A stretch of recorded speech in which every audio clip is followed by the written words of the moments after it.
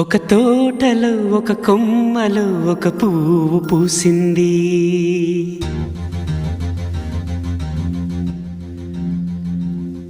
మహారాణిలా మహాలక్ష్మిలా ఆ పువ్వు నవ్వింది.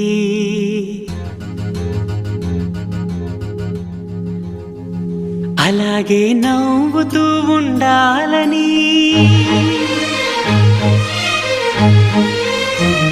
అలాగే నవ్వుతూ ఉండాలని నింగి నేల వాగు వంక చెట్టు చేమ గువగూడు ఆశీర్వదించాయి.